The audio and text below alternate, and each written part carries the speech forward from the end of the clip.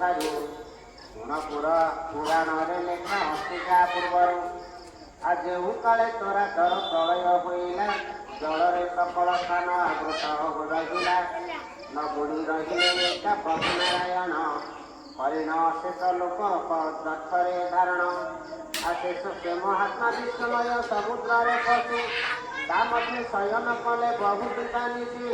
ଆଉ ତାହା ଦେଖି ବେକବର ଜଡ଼ ଚେତ ହୋଇ ପରବେଶ ହେଲେ ତାଙ୍କ ଉତ୍ତରରେ ଯାଇ ସେହି କାଳେ ବିଷ୍ଣୁଙ୍କର ନାଭି ପ୍ରଦେଶରୁ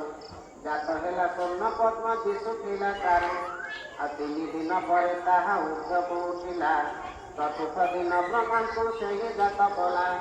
ସେ ପଦ୍ମ ମଧ୍ୟରେ ବସି ବ୍ରହ୍ମା ପ୍ରଜାପତି ସୃଷ୍ଟି କରିବା ସକାଶେ ବଳାଇଲେ ମତି ସେ ସମୟ ହରିଙ୍କର କର୍ଣ୍ଣ ମୂଳ ବଢ଼ିବାରୁ ଜାତ ହେଲେ ରାକ୍ଷସ ଯୁଗଳ ତାହାଙ୍କର ନାମ ଅଟେ ମଧୁରେ କୈଠବ ଆଉ ଅନାହୀନ ଦାନବ ଆଉ ଦେଖିଲେ ସମସ୍ତ ସ୍ଥାନ ପୁରୀ ଅତି ଜଳେ ବସିଛନ୍ତି ଏକ ବ୍ରହ୍ମା ସୁବର୍ଣ୍ଣ କମଳେ ତାଙ୍କୁ ଦେଖି ମାରିବାକୁ ସତରେ ଧାଇଁଲେ ଭୟ ପାଇବେ ତପତେ ସତରେ ଡାକିଲେ ଆଉ ଶେଷ ବୋଧେ ହରିଙ୍କର ନିଦ୍ରା ହେଲା ଛୋଟ ସବୁ ସେ ଯଜ୍ଞ ବସେ ହେଲେ ଉପବତ ବହୁତ ବରଷ ଯାଏ ପ୍ରବର୍ତ୍ତିଲା ଯୁଦ୍ଧ ଚକ୍ରବେଶୀ କଲେ ହରି ରାକ୍ଷସଙ୍କୁ ବଧ ତାହାଙ୍କର ନାଶ ରଥରେ ଏକତ୍ରିତ କରି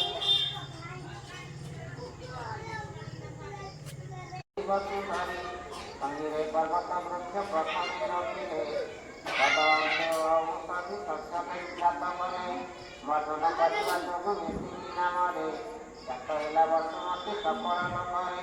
ସେହି କାଳେ ବାସ କରି ଅଥୟ ରୂପ ପାଟିତ ବୃଷପତି ଅତେ ବଡ଼ ଫକ ମିଛ କହି କର ଗୃହ ନେଉ ଅତି ହରି ମୋବଲରେ ଦୁଷ୍ଟକୁ ଦିଅ ଦଣ୍ଡ ଧରି ଦଣ୍ଡ ଧାରି ଏହିପରି କହୁଥିଲେ ଗୀତାଦେବୀ ପତି ଆକାଶ ବସନ ଆକାଶ ଶୁଭିଲା ସତତି ଆହେ ରାମ ଶୁଣ ସେହି ବୁଦ୍ଧର ଚରିତ ପୂର୍ବେ ଏକ ରାଜା ଥିଲା ନାମ ପବନତ ସତ୍ୟବାଦୀ ଜିତେନ୍ଦ୍ରିୟ ଅଟେ ସେ ରାଜନ ଦିନେ ତା ପାଶରେ ଗୌତମ ତପୋଧନ ପ୍ରବେଶ ହୋଇ ବୋଇଲେ ଆଗେ ନରରାଣ ତପ ସଂବତ୍ସର ଯାଏ ଦେବ ହେ ଭୋଜନ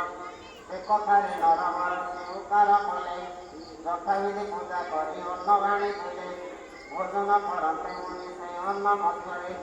ଦେଖିଲେ ମାଉସ କଲେ ଅଛି ସେ କି ରୂପରେ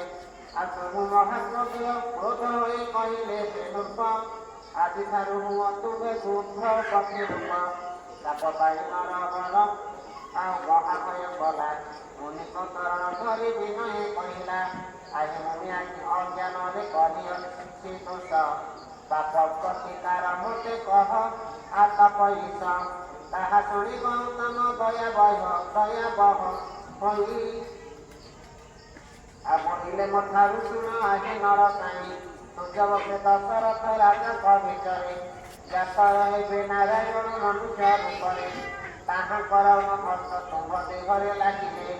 ମୁଖଟି ପାଇବ ଏକୁ ଜାଣିଥାଅ ଭଲେ ଆଗେ ପ୍ରଭୁ ପୁତ୍ରପତି ଅଟେ ନରରାଣ ଉଦ୍ଧାର କର ତାହାକୁ ଦଣ୍ଡନ ସେଣ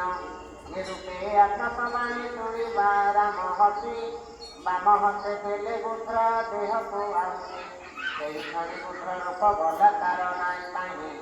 ଉବା ହେଲା ବ୍ରହ୍ମଦତ୍ତ ସାପୁ ମୁକ୍ତି ପାଇ